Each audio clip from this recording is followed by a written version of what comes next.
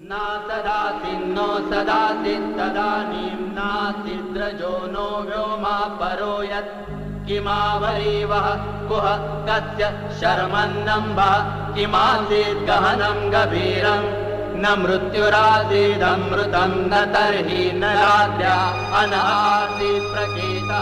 सृष्टि से पहले सत नहीं था, असत भी नहीं, अंतरिक्ष भी नहीं, आकाश भी नहीं था। छिपा था क्या, कहाँ, किसने ढका था? उस पल तो अगम अतल जल भी कहाँ था।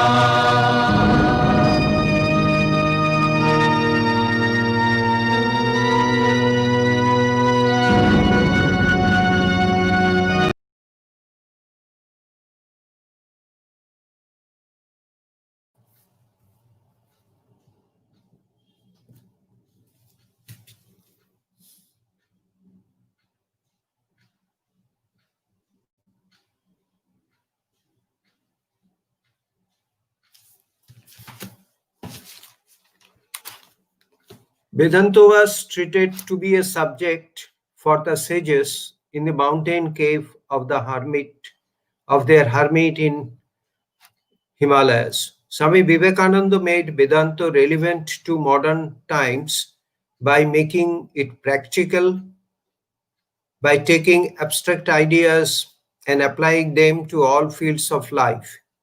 He did not restrict Vedanta to the realm of religion alone, but extended it to the fields of social philosophy, politics, and even science.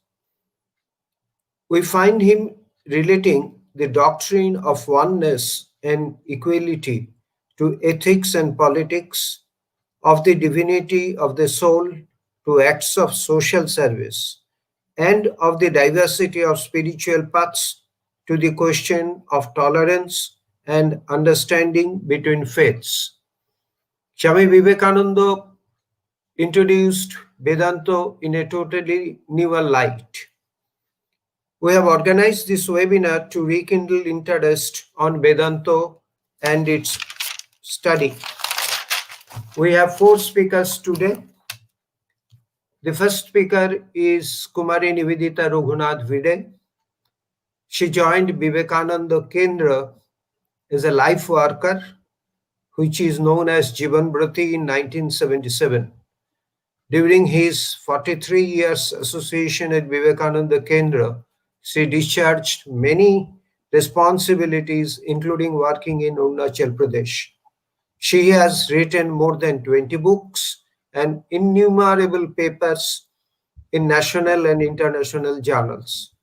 She represented the country in many international seminars.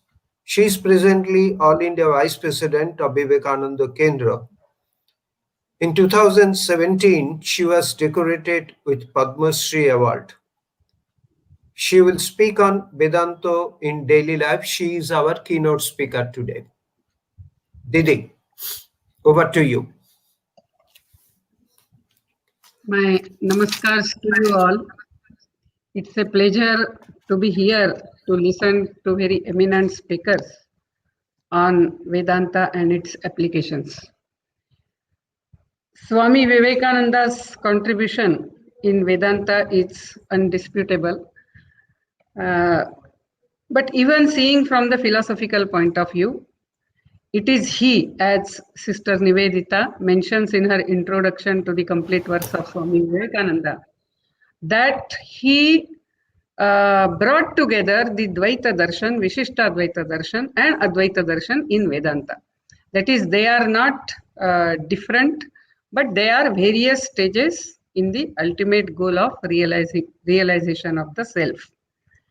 Second thing, as we know that the world is coming closer due to science and technology. So just because physically we come to closer, it doesn't mean that we will accept each other. To accept each other, it needs a philosophy. And that philosophy, that philosophy Itu of kita acceptance webinar. of diversity, of mutual respect to diversity.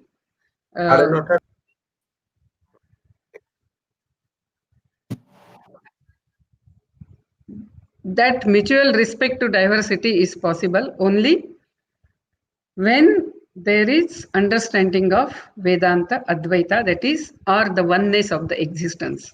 Because we are all interconnected, interrelated, and interdependent.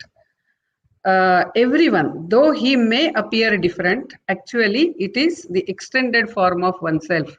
And therefore, the mutual respect for differences or diversity. Nowadays, unity in diversity word I do not want to use, but it is the mutual respect for the diversity is possible only if the Advaita Vedanta is inculcated. Thirdly, as our very eminent physicist will be explaining further, Professor Siddhartha Sen, so I will not go into it, but I will just mention that as Swami Vivekananda said, that for science also the discoveries in the science are just the distant echoes of what Vedanta is saying. Means in a way science is getting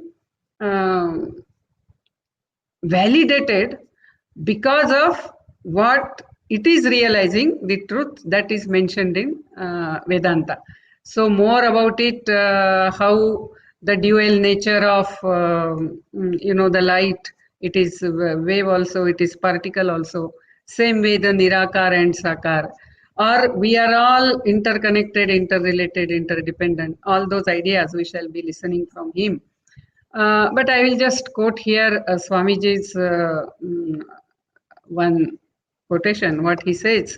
He says, the other great idea that the world wants from us today, the thinking part of Europe, nay, the whole world, is that eternal grand idea of the spiritual oneness of the whole universe. I need not tell you today, men from Madras University, he was speaking in Madras University, how the modern researches of the West have demonstrated through physical means the oneness and the solidarity of the whole universe. How physically speaking, you and me, the sun, moon, and the stars are but little waves or wavelets in the midst of an infinite ocean of matter. How Indian psychology, we have a speaker on psychology also, demonstrated ages ago that similarly both body and mind are but mere names or little wavelets in the ocean of matter, the samashti, and how going one step further, it is also shown in the Vedanta that behind that idea of the unity of the whole show, the real soul is one. There is but one soul throughout the universe. All is but one existence. This great idea of the real and basic solidarity of the whole universe is the one great life-giving idea which the world wants from us today, and which the mute masses of India want for their uplifting. For none can regenerate this land of ours without the practical application and effective operation of this ideal of oneness of things.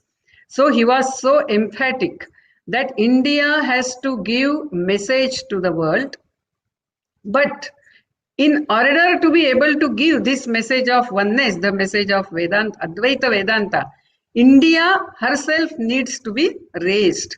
And for the national regeneration, again, it is the Vedanta alone which is going to help us to raise our masses. Thus, Swamiji's these 4 or 5 points, taking into it, its application, as again it was mentioned by Swami Vivekananda in various ways. And we are also having this webinar on the eve of Swami Vivekananda's birth anniversary, which comes on 12th January. So I would like to mention some few points. So first thing, when we say an individual is not just a body-mind complex, but it is that expanding consciousness, as one shloka what is chanted very often everywhere, akhanda mandalakaram vyaptam yena characharam tatpadam darshitam yena tasmai shri gurave namaha. I was limiting my existence to this body, mind, intellect, but the Guru, he showed me my real state of being, and that is the expanding consciousness which pervades the whole charachara. ये पूरे चराचर को व्याप्त करने वाली आत्म चेतना, वो मैं हूं. मैं सिर्फ ये शरीर मन बुद्धि नहीं हूं, तो वो आत्म चेतना मैं हूं. तत्पदम दर्शितम येन तस्मै श्री गुरवे नमः. तो फिर इसका प्रैक्टिकल एप्लीकेशन क्या है? यानी if we see that man, when I say I, my expanded form is my family, my still expanding form or extended form is my society, my still extended form is my civilization, my nation, and my still extended form is this whole existence. Therefore, my life should be such that I know my that real nature Atman, वो आत्म चेतना का साक्षात्कार करना. और दूसरा, यह जो शरीर मन बुद्धि है, to employ it in the service of all these collectives of which I am part.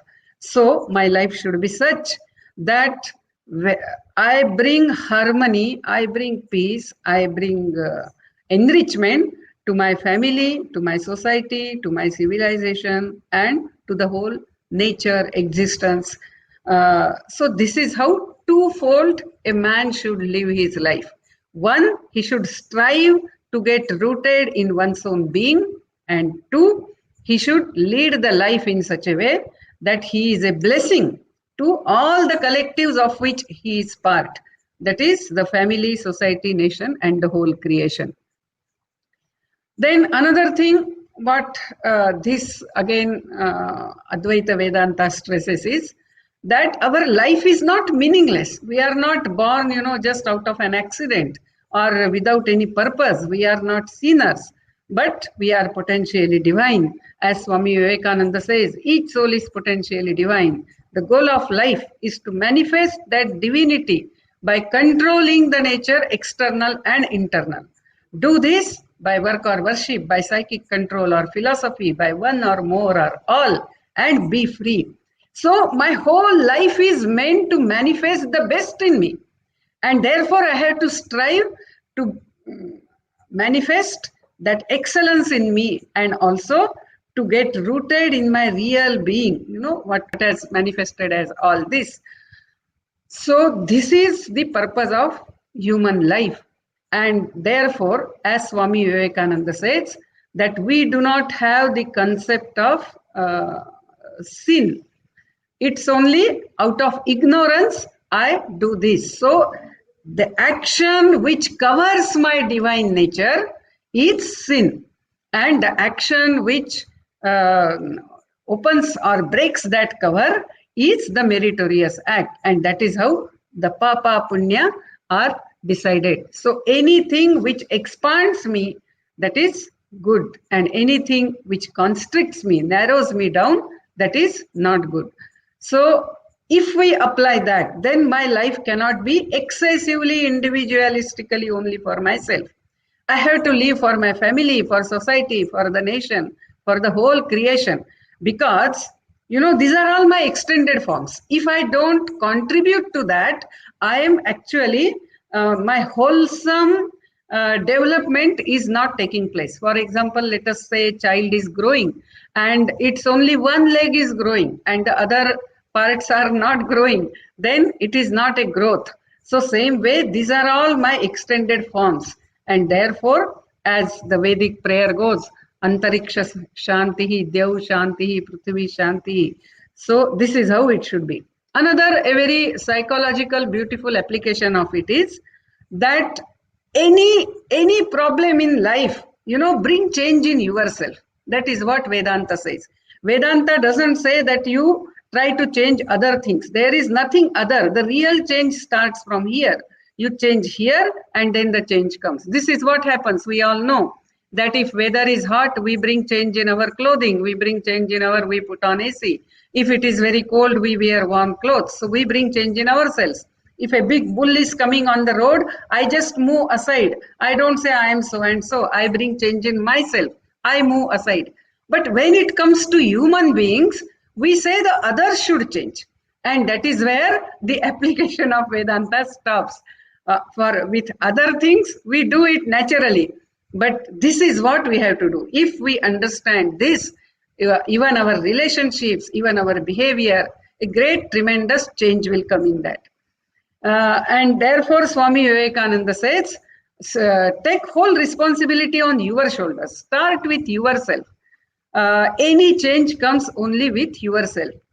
And then coming to the point what Swami Vivekananda had told, a very great point, and that is serve man, serve God. That is how he was so much inspired when his guru said, Jivadaya, Jivadaya, who are we to show the compassion to others? It is only Shiva Bhave Jiva Seva, Jiva Seva, Jiva Seva. And Swami Vivekananda started dancing. He said, I have got the mantra for this age. इस आज के काल के लिए हमने कैसे जीवन जीना है, इसका मंत्र मुझे मिल गया है. And that is what is serve man, serve God. And that's what Sister Nivedita, she again writes very beautifully in the introduction to the complete works to Swami Vivekananda.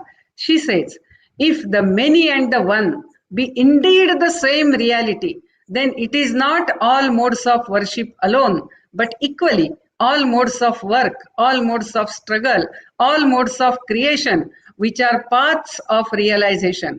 No distinction henceforth between sacred and secular. For us, everything becomes sacred.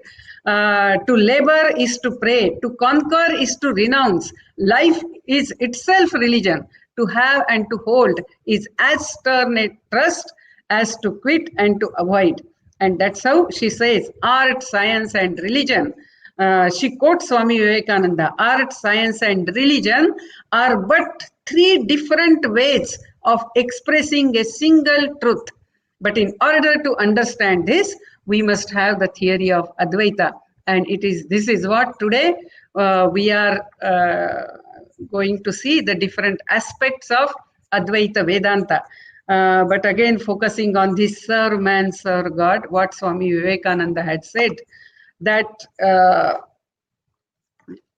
he said, worship the Murkha Narayano Bhava, Daridra Narayano Bhava. See, there is one name for God, Vibhu. Vibhu means Visheshena Bhavati. जो विशेष रूप से प्रकटित होता है, who is manifested specially. So see the divine in all those who are suffering, who are fallen and the downtrodden, and serve them. And that's what he says, 100,000 men and women fired with the zeal of holiness, fortified with the eternal faith in Lord, nerved to the lion's courage by their sympathy. Why lion's courage? Because of their sympathy, because of that oneness, that feeling, atmiyata, wo apnapan ke karan, because of their sympathy for the fallen and for the poor and the fallen and the downtrodden, shall go to the length and breadth of this land, preaching the gospel of equality, gospel of social raising up, gospel of help. So really speaking, if the Advaita Vedanta is expressed in our life, then we are really considerate towards others, we live for others, and then as Swamiji says, they alone live who live for others, the rest are more dead than alive. This is what really happens. And India will have to raise herself with Advaita Vedanta, and it is this philosophy which also our whole humanity needs. So with these words, I conclude. Thank you.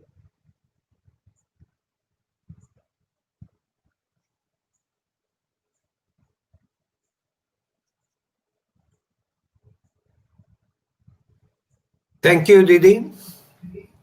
It was a well beginning of our webinar. Now our next speaker is Professor Siddhartha Sen. Let me introduce Professor Sen. Professor Sen was born in 1941. He is a fellow emeritus in pure and applied mathematics in Trinity College, Dublin. He did his MSc from Calcutta University and doctorate from MIT. His specializations are differential geometry, theoretical high energy physics, theoretical biology, and theoretical condensed matter physics. He is presently involved in a few projects involving physics.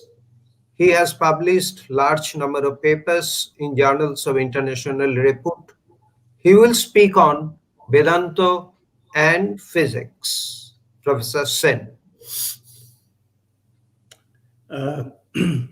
Thank you very much. I will start somewhere in a place called Concord, Massachusetts.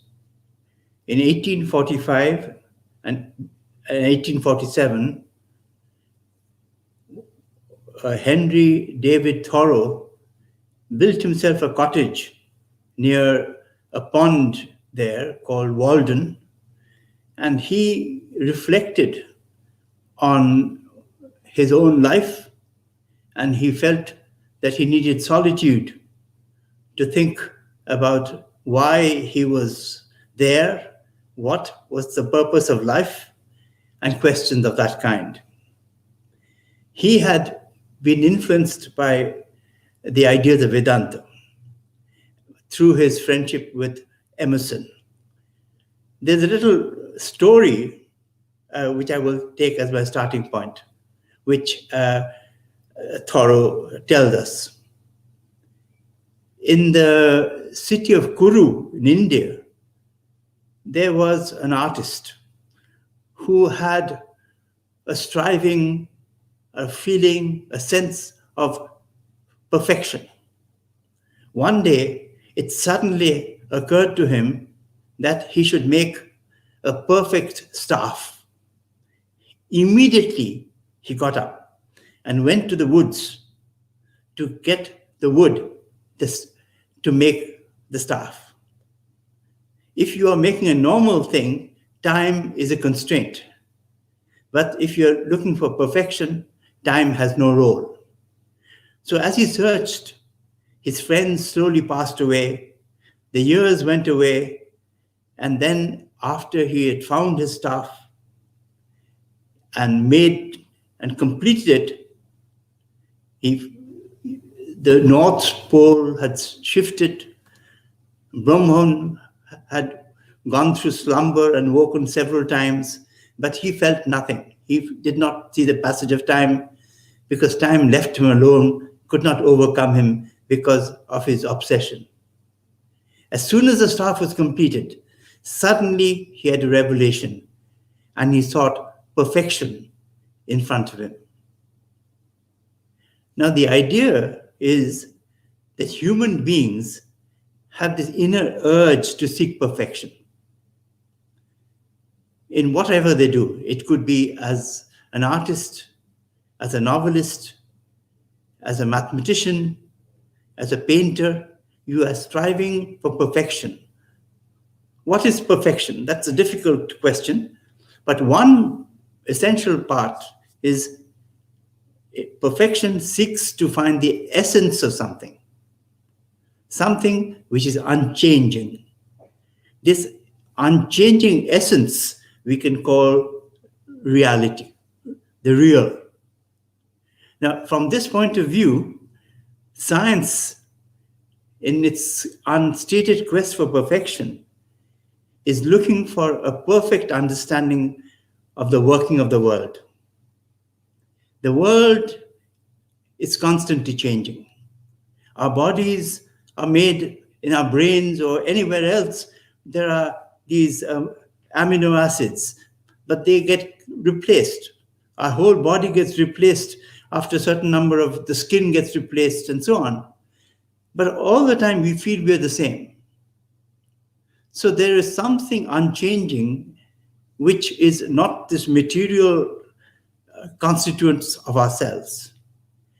In the physical sciences, the great people, the giants of science, slowly established that this constant change that we see all around us, the wind and the ocean and the explosions and the decay of things, all of those things can be understood in terms of a small number of objects: space, time, matter, and energy.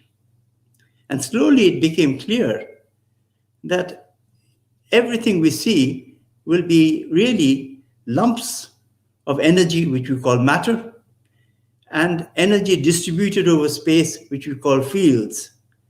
And all the changes and things which we witness can be explained using unchanging, time-independent laws of nature. So there was this unchanging part, which is a facet of reality. So reality is defined as something outside the realm of space, time, and causality. And physics, which looks at dead matter most of the time, is able to touch or reach out some features, some facets of this reality. It is a constant quest.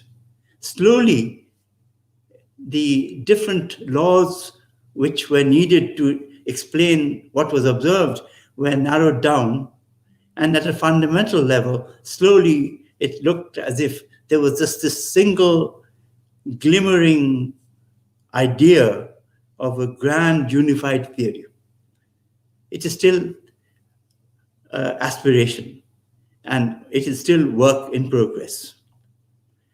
Now, from this point of view, I would suggest that Vedanta is the quest for a perfect understanding of existence.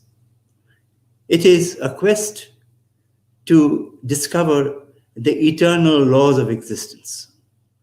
In that sense, they override, or they are an archway for all other activities which are taking place. Now, this search was conducted in a very, very precise way. If I take the Mundukya Upanishad as an example, there the first thing is to understand something, you have to use a name. So they use the word Ramman to represent reality. Then there is a symbol, and the symbol represents this reality, and the symbol chosen was Om.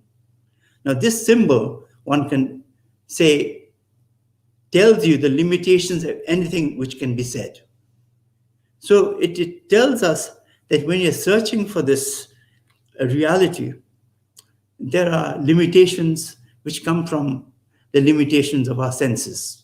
What we can achieve depends on what we perceive, and we are limited by our senses. And the sages looked at their experiences, and in 3 steps, they were able to suggest that underlying what we see, there is an unchanging reality. The world is changing, but there is this unchanging reality. The first step is to say that whatever we see is real. But then, if you look at your dreams, then in a vivid dream, there is very little distinction between a vivid dream and what you experience every day. So logically, it was hard to separate. So from that point of view, it was dismissed that what we see is not real. It is changing, and reality has to be unchanging. Then you have deep sleep. In deep sleep, you don't see changes. You don't see differences, but you start and then you wake up. So it is time bound. So it is still not real using the definition introduced. And then the sages told us from their authentic experiences that there is another stage. And in this stage, there is no change. There is no differences, and that is the ultimate reality. Now, this is a hypothesis. This is a theoretical construct, almost like a mathematical proof. But then what you have is a proof that such a thing exists. And this is where they step forward and say, yes, this thing exists, and we can realize it if we are determined and interested in doing this. And this is what is suggested, and a particular procedure for doing this was then done. And this is say that the purpose of our life is a choice. You don't have to follow this, but it is our destiny to try and follow and get this self-realization. So what we see then is Maya. It's an illusion. Now, in physics, this has already been established in the sense that we know that when we look at a table, it is really made of atoms and molecules and so on. So what we see is not what is perceived. When we look at a human being, we see differences between human beings, but then we know at a biological scale, there are the DNA and things of that kind, which are the same. The slight differences in the DNA organization, but the basic building blocks, A, C, T, G, are the same. And so there's a unity which is present at the scientific level. But the level of unity of Vedanta is much greater. And so it tells us that irrespective of where you belong, whether you believe in one religion or another religion, this eternal law applies. And so that all are welcome, and all who go along this path have the possibility of being successful in getting this self-realization. And that is one of the purposes of life. In the sciences, you have a similar thing. Contributions to science do not depend on the kind of clothes you wear or the kind of food you eat. It completely depends on your ability and your interest. And there are contributions from people all over the world all the time. So I think this is a very interesting thing to contemplate, this profound insight, this profound speculation, which has no parallel anywhere. It is an amazing speculation, and it gives us great hope. It tells us that if you're searching for a reality, no matter what you're doing, if you're searching for perfection, you have a chance. And that's very, very uplifting. And people who get involved in it can get great joy in pursuing such an aim. That's all I have to say.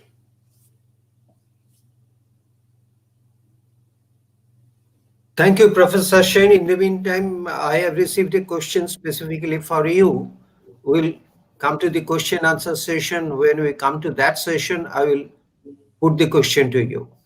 Okay. It's related to something in mathematics. Our Okay. next speaker is Dr. Indranil Boshurai. He is a staff cardiologist and cardio-electrophysiologist. He is a director of cardiovascular research, chair, Interdepartmental Council for Cardiopulmonary Resuscitation. He is an adjunct professor in the School of Public Health in the University of Memphis, USA. Now, Indranil is the chairman of American Academy of Yoga and Meditation, and he's a co-chair of Ganges, Mississippi Dialogue. He will speak on Vedanta and human body. Indranil. Thank you, Nirmalada, for the rather eloquent introduction. It is a pleasure to be with all of you today. Years back, I had a personal experience that really changed my life. When I was pretty young in school, I had read a book called The Tao of Physics. In that book, one of the fathers of modern day physics, quantum mechanics, Werner Heisenberger, had said, what we are finding today are not inventions because they are discoveries, because they have been invented by Hindu and Buddhist sages long back. So that was something that was very startling till I had this personal experience. I met my guru when I was in first year of medical school. And once I decided to follow him to a small ashram in Rourkela. So on the way, we chatted, we talked about medicine and other thing. I was a young first-year medical student, didn't have much of an idea. But what I did know after studying biology is things like blood pressure, blood sugar, all these things are not controlled by you or me. It's controlled by places inside the body, what we call autonomic function. Or in other words, whether you wish or you do not wish, your blood pressure will be maintained at a particular level. Whether you wish or you do not wish, your blood sugar has to be maintained at a particular level. And that is what we call human homeostasis. Or in other words, that's how the body mechanic works, so that everything inside the environment inside the body is absolutely maintained. I was quite startled when I heard my guru, who at that time was 84. He took sannyas after passing engineering at a young age. He became an engineer in 1937, when very few people in India would have become engineer at that time. And then he went to take sannyas. He said, no, for a sannyasi, people who meditate, people who do yoga, there's nothing called autonomous. You can control things called autonomous. So obviously, being a young, vibrant medical student, this was against my religion. I couldn't really accept what he said. And then a very interesting incident occurred. After we reached Rourkela, in the evening, he called me to see his blood pressure, and I found his blood pressure was 0. So that startled me. I tried measuring his blood pressure a couple of times. Every time I did it, it is 0. So I said he must go to the nearby hospital. He did not agree. He said, no worries, everything will be fine. But finally, I got so scared. I was really terrorized. I didn't want my guru to die in front of my own arms. I said, you should go. So anyway, finally, he went to a hospital. And at the hospital also, they measured his blood pressure. It was still 0. So I felt relieved that a first-year medical student at least knows how to measure blood pressure, and it is really 0. But the funny part is, and that's where the interesting part of the story, when he came within few minutes, his blood pressure went back to normal. They didn't even have to give him a single injection, any saline or any fluid. So from that time till today, after having seen thousands and thousands of patients, I have always decided it is really mind-boggling for me to understand how the body works. Now, when we think how the body works, we are really surprised because human body, according to Vedanta, has got 3 different layers. There is the physical body, there is what we call the subtle body, and there is the causal body. There are the 3 different bodies. Now, the physical body is the body that you see. You see and I see, every one of us sees. The subtle body is made of over 19 elements, and that is the body that comes when we do things. For example, when our mind thinks, when we have emotions. So that is called the subtle body. And the causal body is sort of an imprint that carries the imprint of our multiple births through which we are born. So based on Hindu philosophy, based on Vedanta, that is the body that tells us where we are going to go, but the problem is that we don't see all these 3 bodies. So are they true? Is Vedanta true? Now, as I said, sages have decided to go and find this out by going to deep meditation. So there are 2 ways of finding something. One way is how the modern scientist does it. You show something in the lab. You cannot show something in the lab, you hypothesize. Like people hypothesize there's something going to be called a Higgs boson, and then finally it was found in a particle accelerator in Geneva. So you hypothesize with the hope that it will come out in the future. You will discover it in the future. But the Vedanta way of looking is different. The Vedanta way of looking is this, that the whole universe is one. So you do have access to this information, but you got to turn your inner thoughts to that level of energy that will make you perceive this information. So in other words, the so-called sages that Werner Heisenberger was talking about, who already knew all this, was because they could train their mind to reach that level of existence where they could pick up the truth of the universe. Because as Vedanta says, the whole universe is one. You're part and parcel of that. You're nothing, something separate, something different. So when we have these three bodies, we have a physical body that you and I see. We have a subtle body which includes our mind, buddhi, our consciousness, chitta. And then we have so-called body, which is, most saints say that that is only found when you are in deep meditation. As you know, there are different states, like what Dr. Sen said. There is dream state, there are wakeful state. And there's a state called turiya, where you're neither dreaming nor you're awake, but you're in a state where the mental functions are so altered that you can pick up the truth of the universe. Now, as all of us know that physics started many years back saying that we have something called a Big Bang. One universe was created, and that universe is expanding now. This has been a standard thought for a long time. Contrarily, in his London lecture, Vivekananda says that there are basically two things in this universe. One is Akasha, which is responsible for material, and one is prana.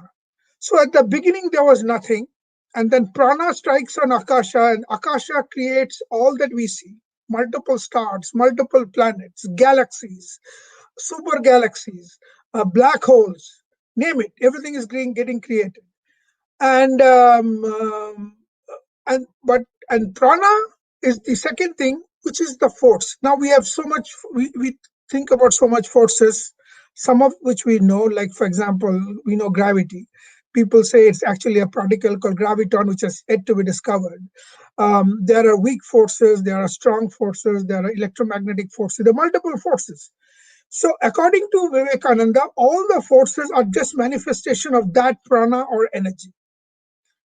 Now, modern science has uncannily started saying exactly or similar things.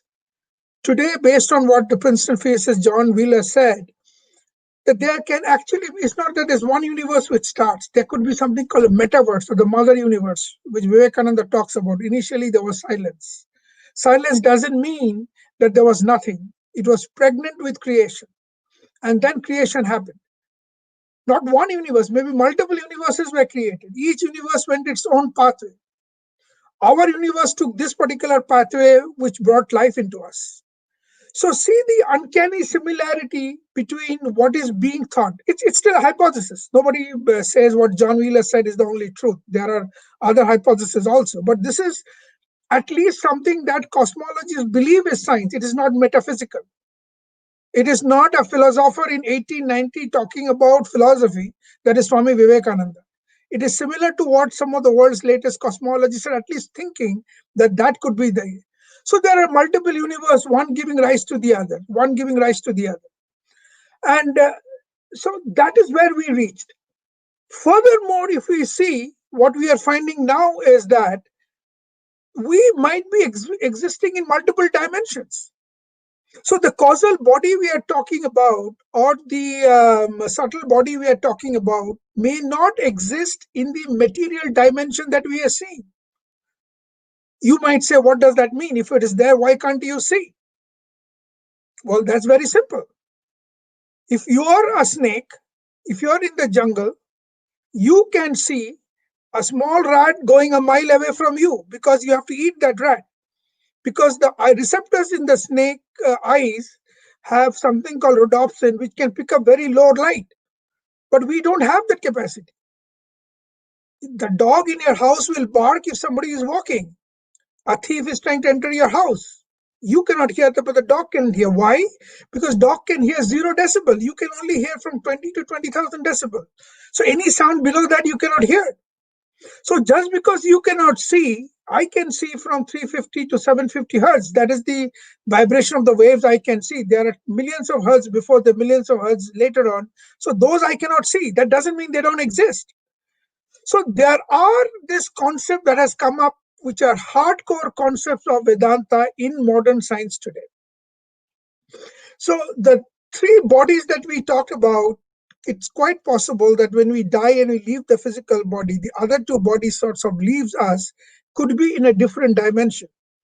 And science says that the dimension doesn't have to be in a different world. You can have small, what is known as the Calabi-U bodies. You can have multiple small or huge dimension curled inside this very world. And you and I may not see it because our eyes are meant to see 3-dimensional. Our brain is meant to interpret 3-dimensional spaces. So any of the higher dimensional spaces, I would have no idea what it is, even if it is there next to me. There could be a huge planet next to me made of antimatter. I won't be able to see it. There could be an entire galaxy next to me made of antimatter. I won't be able to see it. That doesn't mean that doesn't exist. It is our restricted capacity, which in other words is the Maya. Because what we are seeing is virtual. Like this table as I'm sitting is so hard. If I hit my hand against it, I'll have pain. I might even have a fracture. But the truth is none of this exists. This is made of smoky, ghostly cloud particles. So this cloud of particles doesn't even have an existence. So now, but when we see it as a hard, whether it is made up of electron, proton, neutron. Electron is just a cloud. Let me, for example, give you an example. So when you have something in quantum state, it could have different manifestation. One manifestation is called superposition. What does superposition mean? Mean like we have heard miracles, right? We have heard a person, a sadhu, appear in 2 different places at the same time. So electron is almost behaves like that. There's nothing called one single electron. There's always a cloud of electron. When you try to see it, then you will see that the electron boils down to one particular place. But if you don't try to see it, it is just a cloud. It could appear in Bombay, it could appear in Delhi, it could appear in Washington, it could be everywhere. It's just a cloud.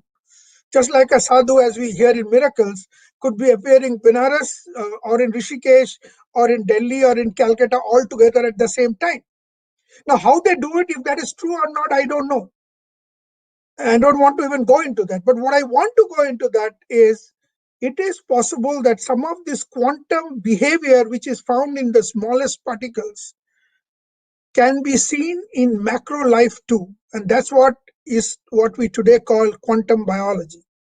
So quantum biology is the biological body that we have, which behaves not like a mass, not like a star or a human body, a mass which you can see. If you hit me, I'll get pain, but behaves in a quantum fashion, or as if it's available everywhere. For example, all these leaves which produce chlorophyll. Chlorophyll is produced in a way which follows what is known as superposition. Why?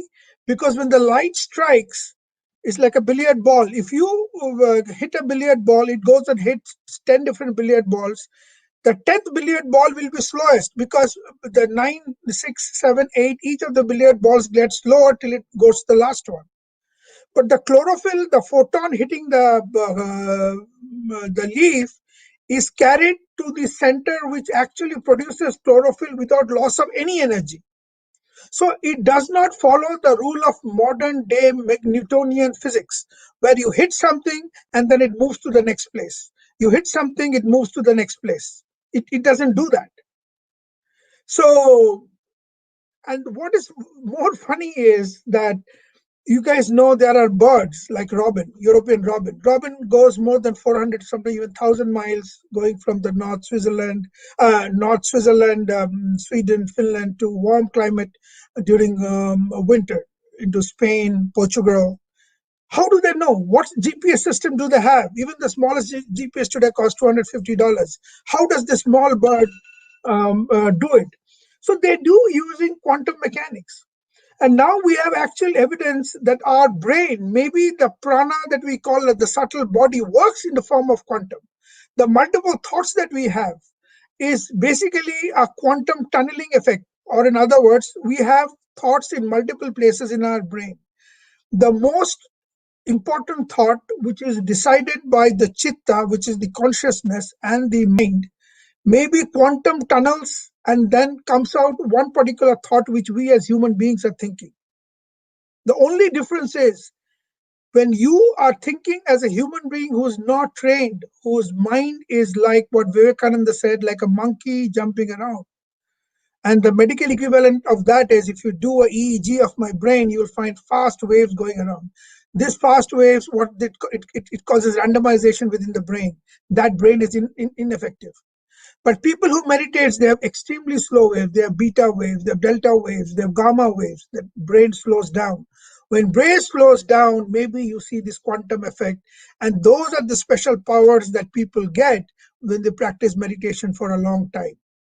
So with this, I'd like to end with this thing that our thought process, which the saints and sages have said millions of years back, is now being used by a lot of people to understand the nature around us. And as Nivedita Didi said, the whole universe is one. I have a different skull and you have a different skull, so you think I cannot talk with you. Yes, that's true to some extent at the practical level. But there are sages with years of meditation who can pass you thoughts without even talking. Actually, this has been my own personal experience. Though I have none of such powers, when I used to talk with my guru, I didn't even have to physically talk. I used to bring up a thought in my mind and he would give an answer. So it's time to understand the nature. So that's where the science of Vedanta comes. Vedanta is there everywhere. Whether you know it, whether you're ignorant of it, or whether you're knowledgeable of it, that's what makes the difference. Namaskar.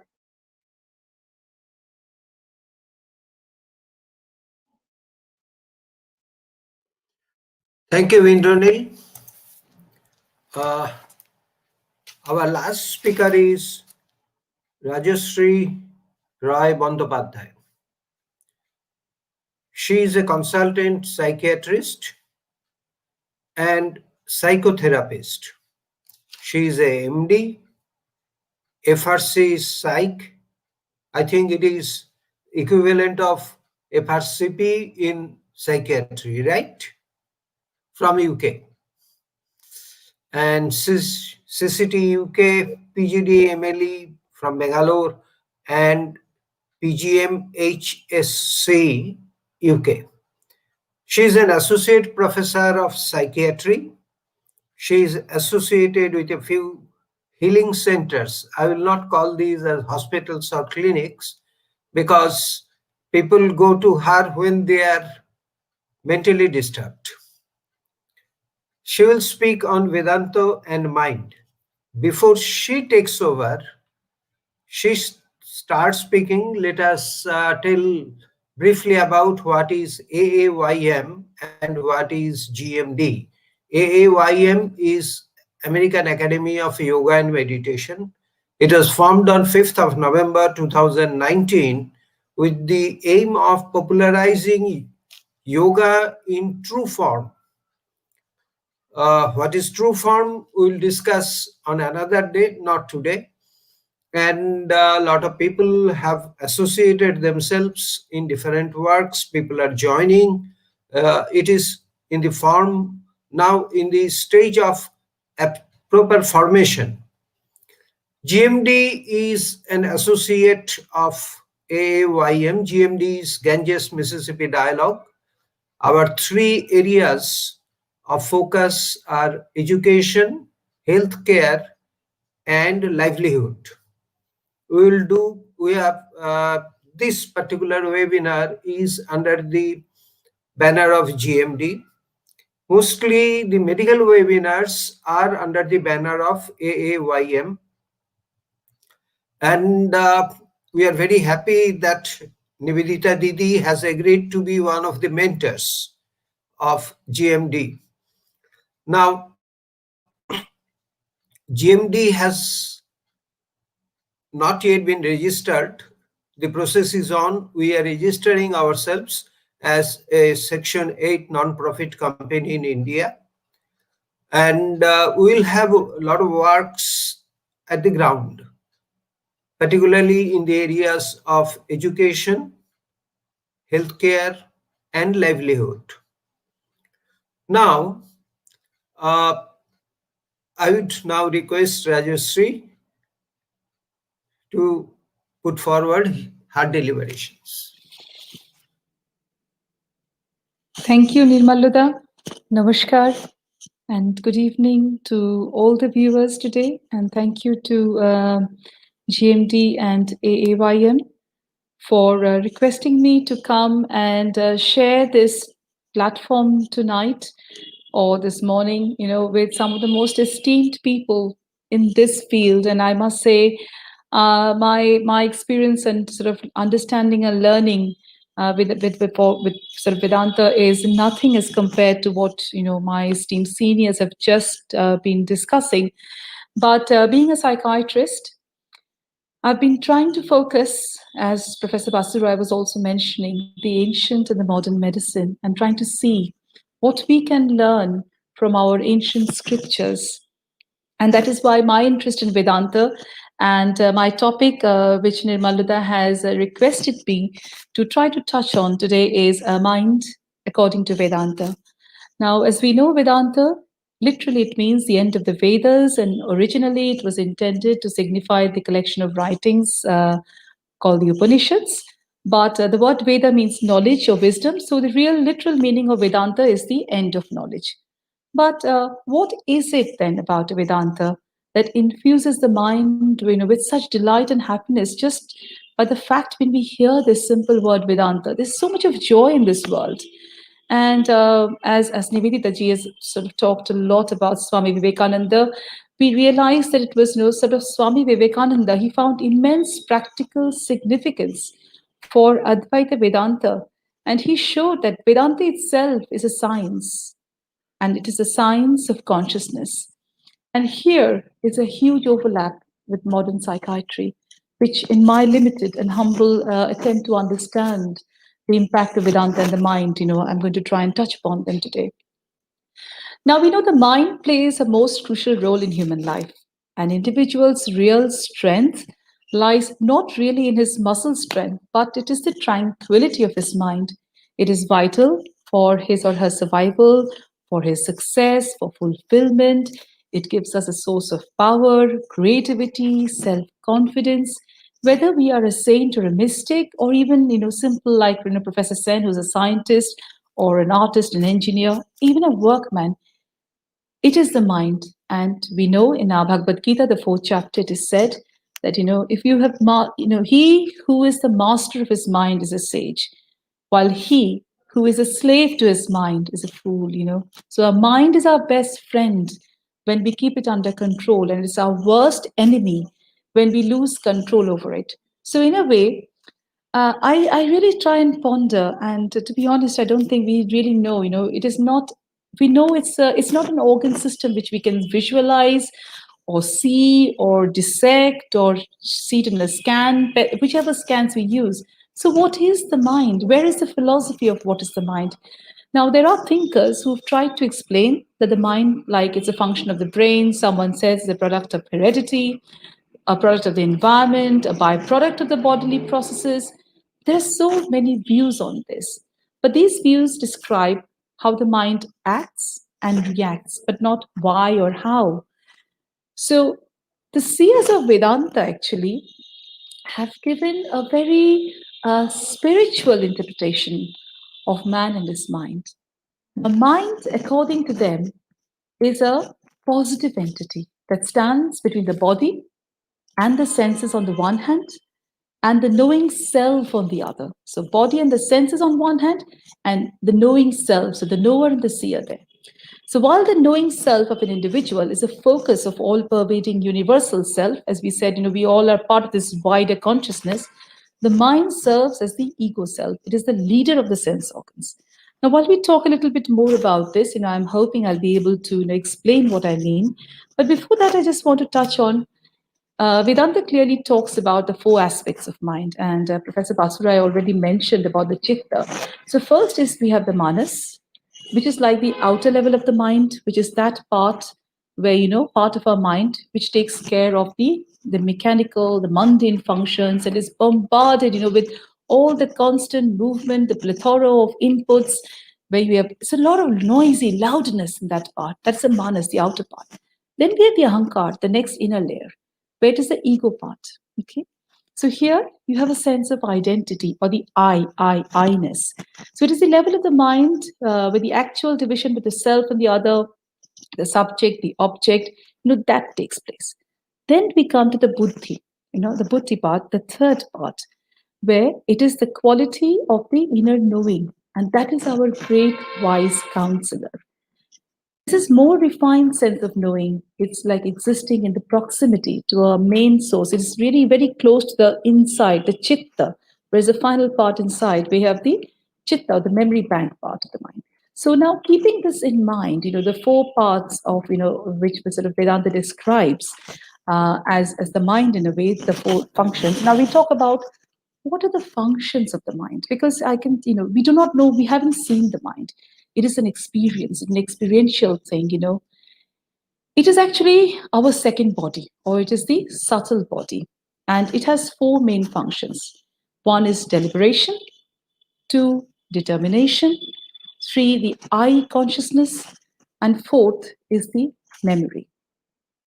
So the relation between the subtle body and the gross body is like that, I'll give you an example on this. It's like a seed and a plant, okay? Both of them are of the same material. Of course, I will talk about the four functions I've mentioned. I will come to them. But before that, I just wanted to say, describe to you the relation between the body and the mind. Here, we have, the body, as we all know, we all recognize and acknowledge it has got five gross elements, whether it's earth, air, water, ether, and fire. In fact, the mind is also made of these subtle forms, the earth, air, water, ether, and fire.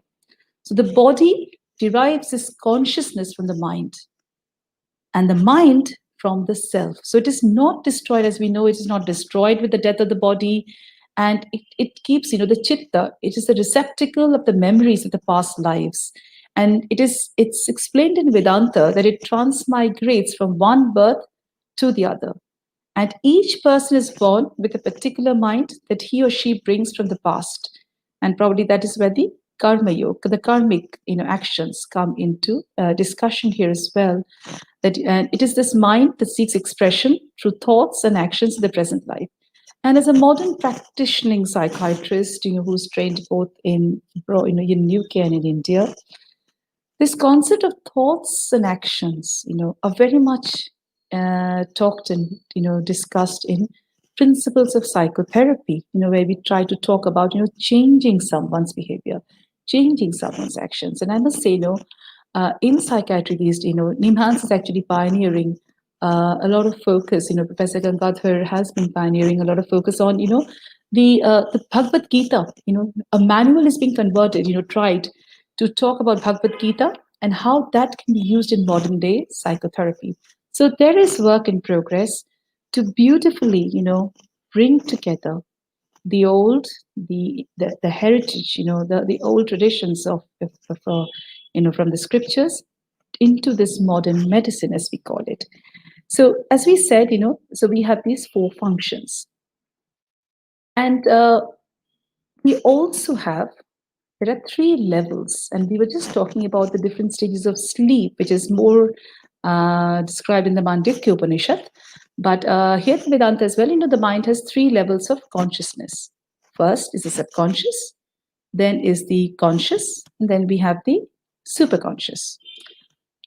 Now, we know the conscious, we all, like I'm conscious now. I'm able to make a decision, I'm able to make choices, talk to you, make a valued judgment about, how much I should say, keep a track on the time. So these are the conscious decisions.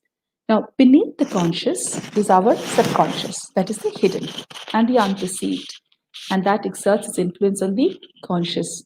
So it's a constant exerting influence on the conscious. The conscious is actually like the steering of an automobile, and the subconscious is a propulsion force. Okay? And above this conscious level, we have a third level, and that is the superconscious, where the individual consciousness comes in contact with the universal consciousness. And as right in the very beginning, Nivedita ji sort of mentioned about we are part of this whole. And Professor Basuri also mentioned that, we may have two different skulls, but, we're all somehow linked up. But it's actually trying to be able to understand this fact. And we have to start exploring this theory and be much more acceptable. Because once, if we are skeptical in our attempts to understand the Vedanta and its effect on the mind and how we link it up with modern medicine, we won't really go too far. Because, as we will understand, it is through meditation that we can start understanding these, and get connected with this, with the universal consciousness. So let's be open to the understandings of, how the conscious, the subconscious, and the universal consciousness are guided by the instinct, the reasonings, and the superconscious by the intuition, or which we call the I consciousness. So Vedanta talks about, as we said, what are the paths, what are the functions, and what are the levels of the mind in terms of consciousness and the areas of functioning. Now, as a psychiatrist, of course, and one of the reasons why I'm here tonight is to talk about the impact of it. So far, so good. But what do you do with it? We are all restless, and we recognize restless mind by several signs. It is dull, sometimes excited, sometimes scattered. We can never concentrate. And these are not just modern medicine and psychiatry that talks about these features. Our age-old Vedantas, scriptures have spoken about these. The impulsive, the hypersensitive, the person with the low frustration, the low tolerance. What happens here? It is the mind. It is the mind that gets carried by the waves of impulses, it's darkened by imagination, it's unstable, it's fickle, full of desires. It's a constant prey to delusions, or the mayas, as we call it, and the fancies, the fantasies in a way. It is secretive, negative, divided, discontented. And that is, as a psychiatrist, we try, to have the pessimism, we convert that to an optimism. And we try to harness these anxieties and tensions. And we can easily do that with an understanding of Vedanta. And in fact, we can talk to our patients about it. It makes sometimes much more easy for them to understand, what is happening. Our patients come and talk to us, okay, so is it a nerve disorder? Is it, what disorder is this? So we don't have the answers. But if we start talking in terms of the Vedantic philosophy, it might help. Am I okay with time for a few minutes more, Nirmalada?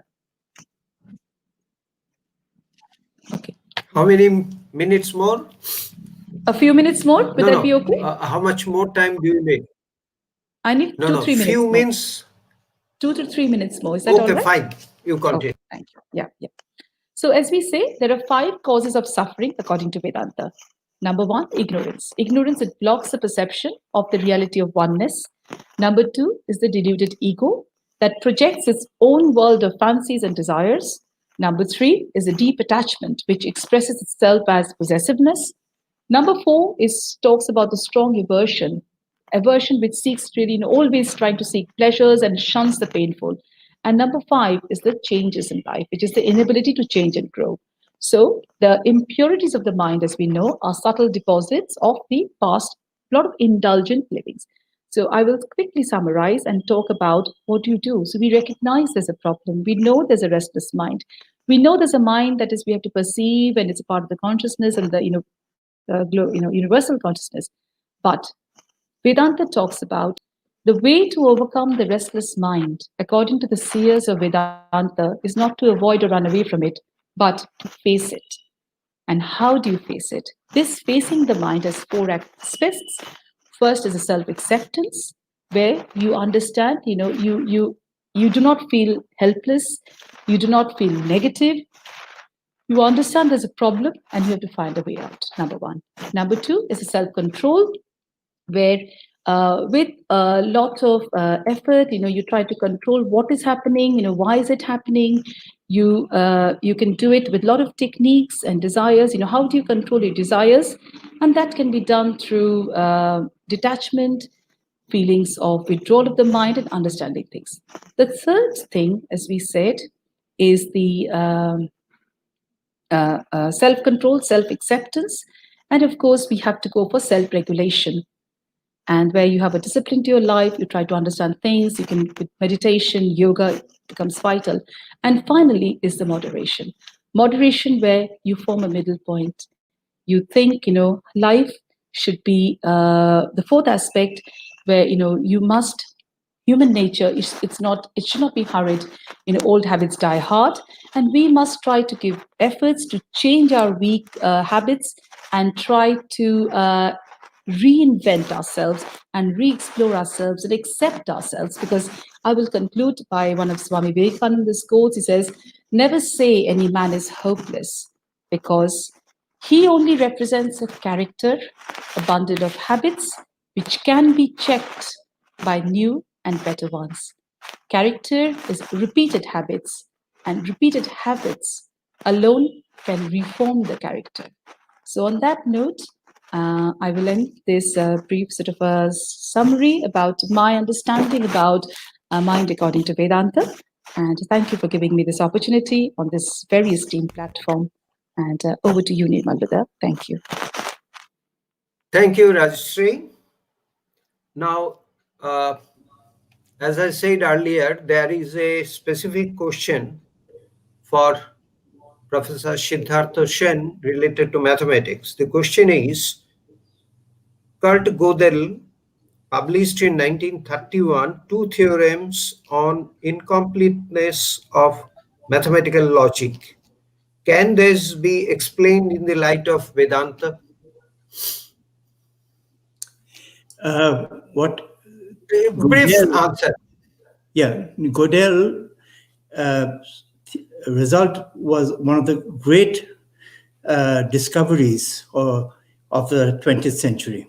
Okay, and he was saying that there could be statements which are true, but which are not captured by a finite logical system.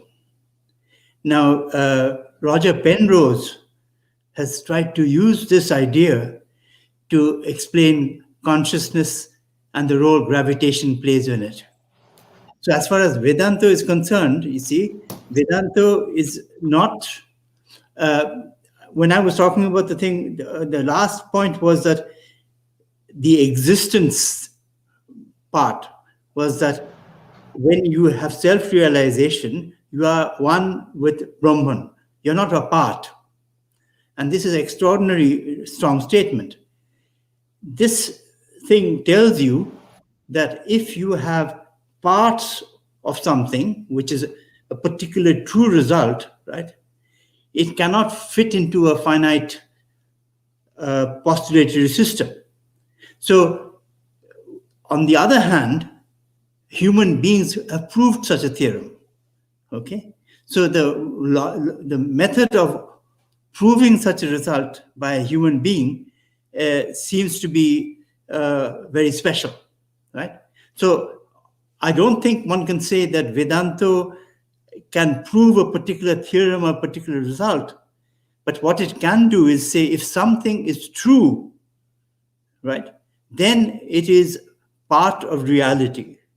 And part of reality is what Vedanta is all about. So in that sense, right, I think, see, one should be very clear that there are statements in the Vedanta which are scientifically wrong. For example, in the Brihadaranyaka Upanishad, it says rain is from the urine of the celestial horse. Now, I don't think too many people accept that as a literary thing. The strength of it, the Upanishad and the Vedanta, is there's an overarching, beautiful, unified picture which can be used in a creative way by everyone. And as it was said right at the beginning, that there are people who can use it, and as it was said by the professor of cardiology, that you see, you don't have to be very special or anything like that. You are all Brahman, potentially. So it is not, you should not be feeling, if you're not getting enough food or anything like that, by having a picture of self-esteem, you can suddenly get up and you can do things which otherwise you thought you were not capable of doing. So it is uplifting. It gives you aspiration. It puts you on equality. You are not inferior to anyone. So I'm digressing a little bit, but you can see that all of these paths are within this general big picture of a unity which no one ever contemplated was possible, and that was stated clearly without any confusion in the Vedanta, and says this reality, you can experience it. That's the existence part of the thing. It's an extraordinary statement.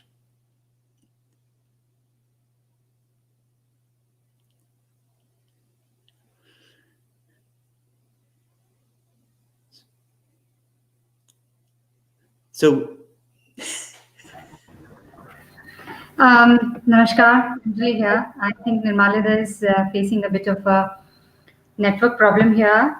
I request the esteemed guests to take a few questions given by our viewers on YouTube and other social media that we have. There's this question by one Miss Ashwini. She wants to know, how do we expect human beings who struggle to even eat one meal a day to just survive to have access to this philosophy and change themselves? I think, Didi, probably this question is more applicable to you, since you were talking about philosophy of Advaita Vedanta in daily life. Fortunately, in India, we have many saints in each part of the country, and the saint literature is available in all the languages, and everywhere, without any exception, the Vedanta appears. Vedanta is not just in the Vedas or in the Upanishads. It's so to say the rational explanation or explanation at various levels of consciousness that may be there, may not be there, but in all the literature of all our saints, whether it is Santa Tulsidas, Santa Tukaram, Santa Jnaneshwar, or all the Nayanmars, or Srimanta Shankardev in Assam, in everyone's literature we get this Vedanta, and therefore it is not that how do we expect human beings who struggle to even eat a meal a day. My point was that those who are such, to serve them, to see the divinity in them and serve them, this is what the others should do. Those who are in better place, those who are well off, they, instead of sitting in home and doing puja in the house, they should serve man and serve God. That is Shiva Bhave Jiva Seva. So the point is for the those who are in a position to render the service. That point what I mentioned, the application of Vedanta. But because you have mentioned, Ashwin has mentioned in his question that how they will know about the philosophy. So the saint literature also makes us aware. Just a few days before only, I was listening to one song on Tulza Bhavani. So it's a just folk song. But in that folk song also, the line is, the Nirguna Nirakara Mata has appeared as Tulza Bhavani. It starts like that. So it is everywhere. Right now. In any case, there is a saying that we say that suffering brings us closer to God. So what you're saying is completely true. We have another question posed by one of our viewers on WhatsApp. There is a technical question here saying, what is the difference between the stage of being asleep, deep sleep, and the meditative stage? Dr. Basure, would you like to take this question, please?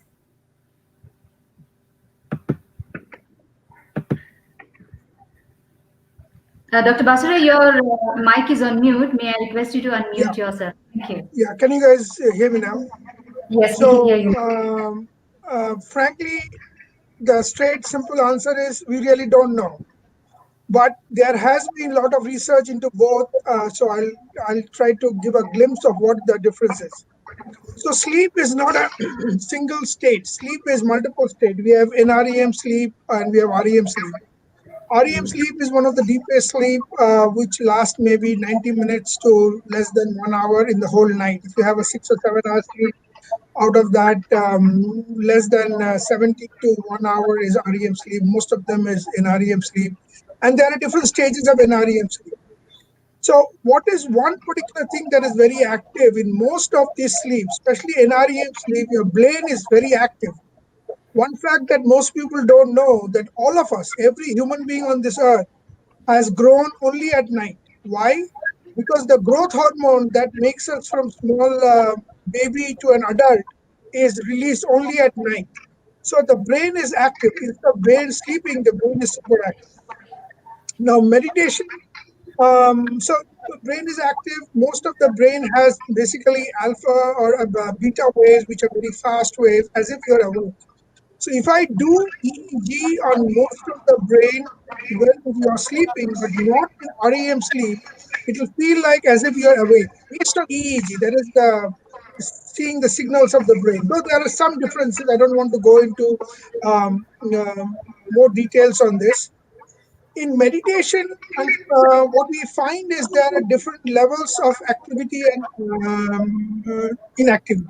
Certain parts of the brain, for example, the base of the brain, or what we call the reptilian brain, which includes hypothalamus, amygdala, their functioning decreases. So all these emotions, hatred, jealousy, these emotions actually gets down.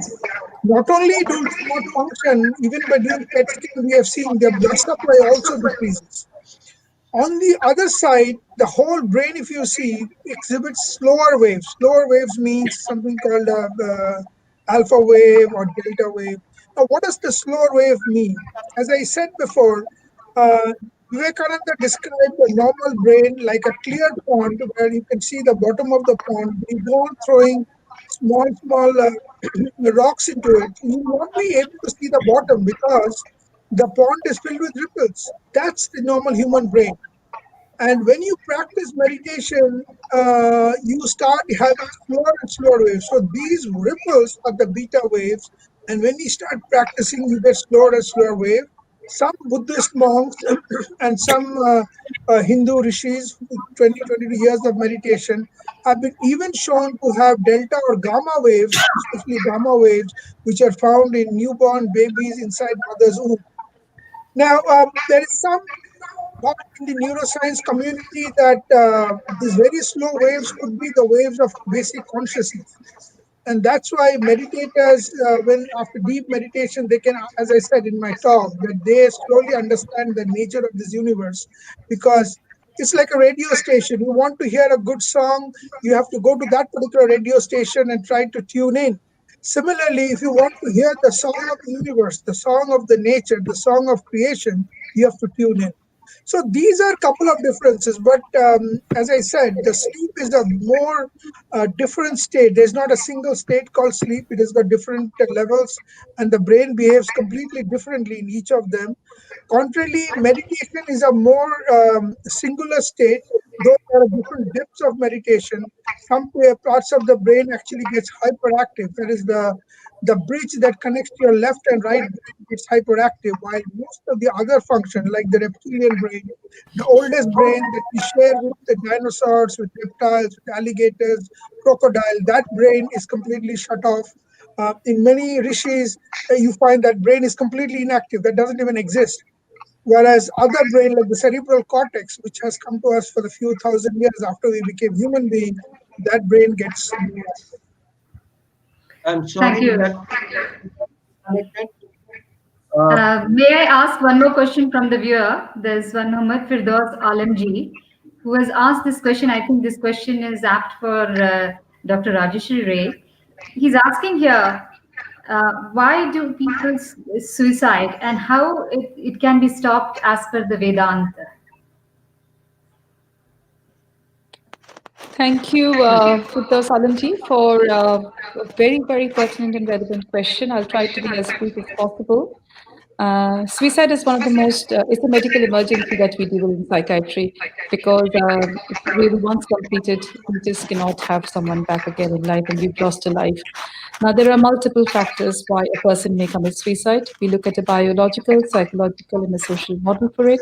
Some people actually have, a family history of suicide. It just makes them more susceptible to it, because probably their chemical structures, their genetic structures, sort of transforms their personalities, which influences their coping skills, their ability to form interpersonal relationships, their ability to believe themselves, their levels of frustration, impulsivity. Multiple factors come in the genetic component.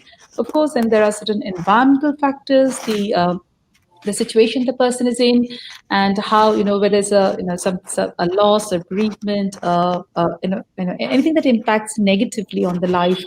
And of course, the social factors, like the financial status, the family, friends, the support network the person has.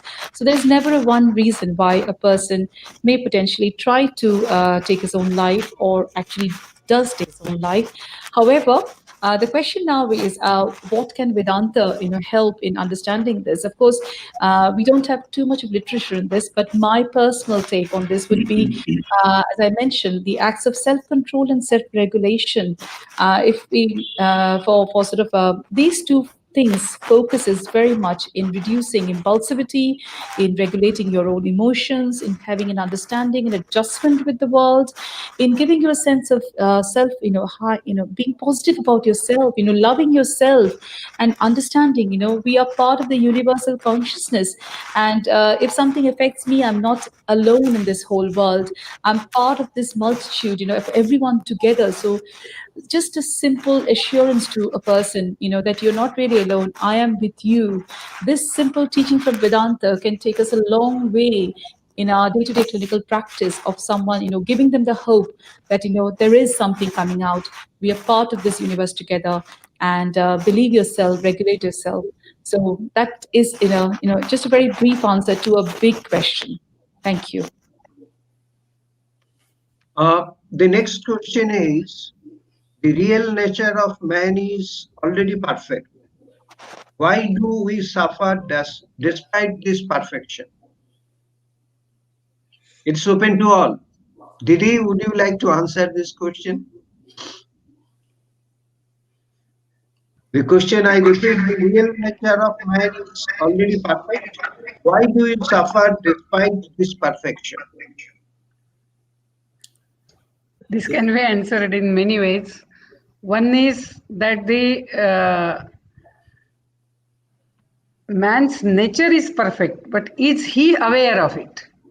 That is the point. That is why he suffers. He suffers because of the ignorance, because not knowing his nature. And having no conviction. He may know it intellectually, the Vedanta, but if conviction is not there, I will just give a very brief experiment. It is from psychiatry only. So there was one man, and he considered himself that he has become a chick, small chick. So he was afraid to go to the road and all that. Then his wife took him to a psychiatrist. He treated him. He told, see, chick is only this much. You are so tall. You are man. You are not chick. And all that was done. And he started repeating, yes, I am a man. I am not chick. And then the psychiatrist said, now your husband is okay. So the husband came. Then next day he went on his job. So he went out of the house, and in few minutes he came running back. So when he came running back, his wife asked, what happened? Then he said, there is dog on the road. Because he's chick, so dog will eat. That fear earlier used to be there. She said, yes, but are you chick? Then he said, no, I know I am a man, but whether that dog knows I am a man. So the problem is, our conviction is only intellectual. When that real conviction comes, and at that time, this suffering will not be there. So this is one way of looking at it. Swami Vivekananda also had told a story about a lion and a goat.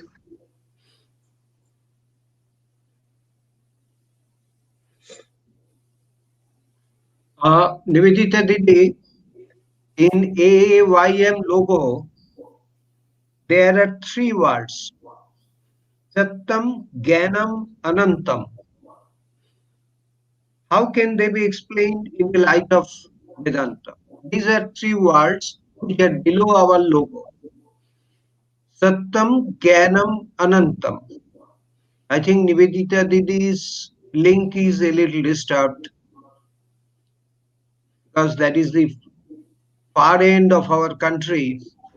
So, Professor Sen, would you like to reply to this Yes, question? yes.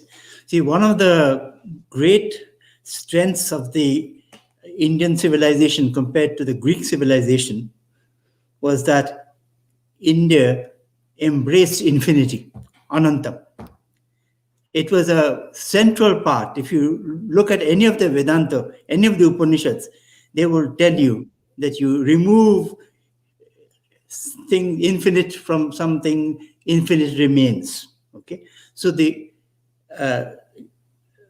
truth, right, infinity, and knowledge, those are the 3 pillars which are essential part of this heritage, of cultural heritage of the Upanishads. Okay, so they say that you have to have knowledge, then you have to truth, knowledge, and infinity.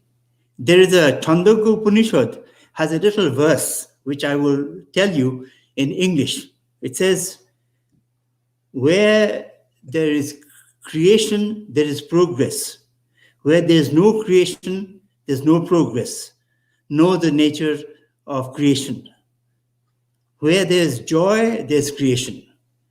Where there's no joy, there's no creation. Know the nature of joy. Where there's infinite, there is joy. There's no joy in the finite. So this is something which is applicable to any creative enterprise. It's including the cultivation of knowledge. So infinity is a rock. Whereas if you look at the Greek geometry, it's all finite. You have a triangle and things. India, if you look at the Sanskrit grammar, Sandhi and Samash allow you to have infinite number of words which can be built. So in the system, Indian system, this is a profound inbuilt thing in the genes of the people of the country. It's amazing. Thank you, Professor Sen. Now there is a question from Amaravati Eravalli. The question is existence in multiple choices the best example of prana of a person? Existence of multiple... Is existence in multiple choices the best example of prana of a person? See, this multiple choice kind of multi-universe picture of which some people in physics... See, I've worked in string theory, I've worked on black holes, I've looked at Calabi-Yau manifolds and so forth. But the bottom line is that those speculations are speculations. At present, the string theory system cannot reproduce the grand unified thing at all.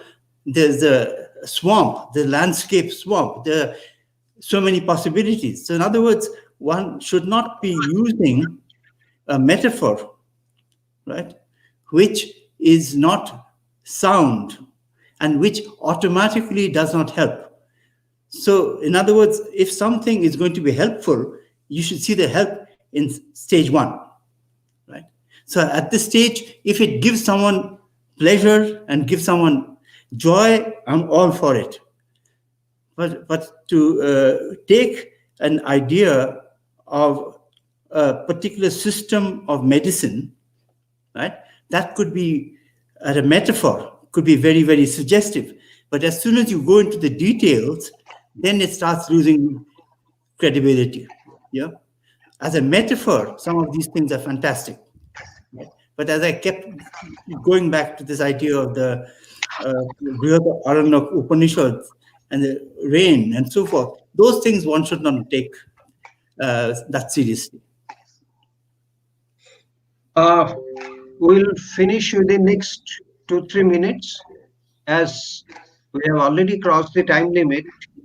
Now there is a question which is probably addressed to Rajeshri, though nothing is mentioned as such. How can I deal with suffering? How can I deal with suffering? See, suffering is a relative concept. A suffering to me may not be a suffering to someone else.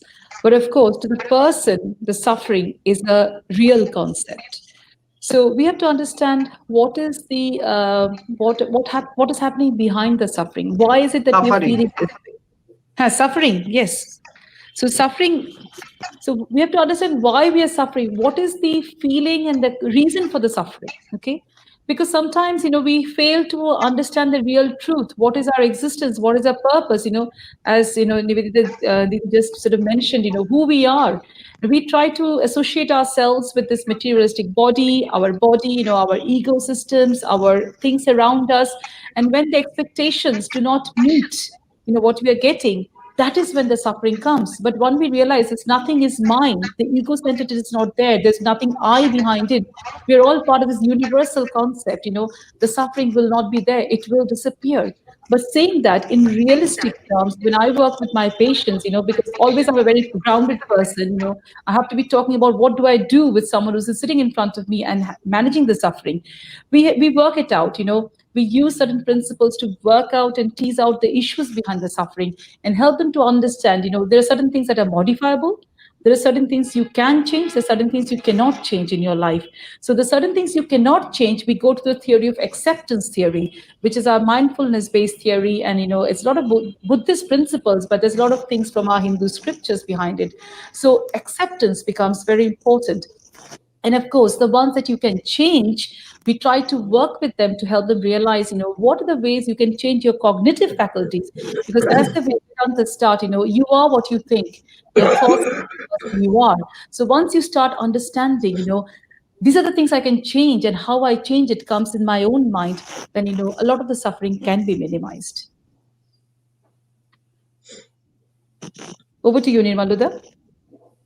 I'm trying to be a little before I formally thank all the speakers, I have two announcements. One, our next webinar is Yoga for Depression on 16th of January. We'll send you posters with the links. And the next webinar is on COPD. In COPD webinar is on 30th of January. We have a speaker from USA, we have a speaker from US, and one speaker from India. Now, I heartily thank all the speakers, including Indranil, who is our chairman, Professor Sen, Rajshri, and Nivedita Didi. It was an excellent experience for all of us. I believe there will be a lot of hits on our YouTube and Facebook pages, and we'll try to forward your speech to you by email. All the best. So thank you very much once again. Thank you. Bye-bye. Thank you. So the program ends here.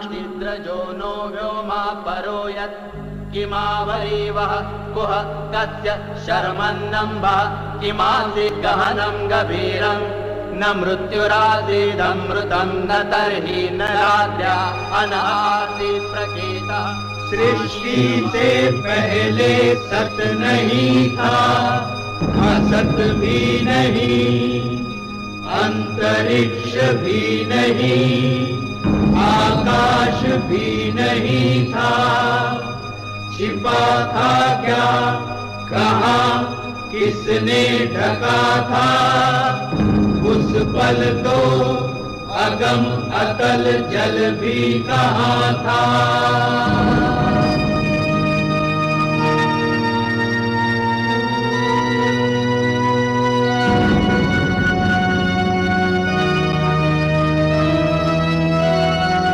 नहीं थी मृत्यु, थी अमरता भी नहीं, नहीं था दिन रात भी नहीं, हवा भी नहीं, सांस थी स्वयमेव फिर भी, नहीं था कोई कुछ भी परम तत्व से अलग या परे भी।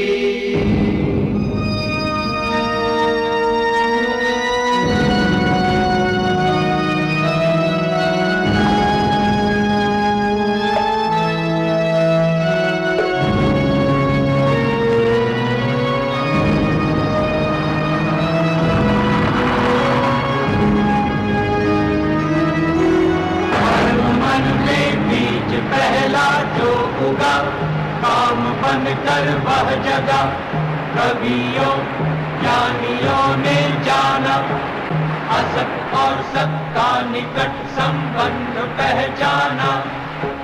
पहले संबंध के किरण धागे तिरछे, परम तत्व उस पर ऊपर या नीचे, वह था बटा हुआ पुरुष और स्त्री बना हुआ, ऊपर दाता वही होता, नीचे वसुधा सदा हो गया। सृष्टि ये बनी कैसे, किससे आई है, कहाँ से, कोई क्या जानता है, बता सकता है। देवताओं को नहीं ज्ञात, वे आए सृजन के बाद। सृष्टि को रचा है जिसने, उसको जाना किसने,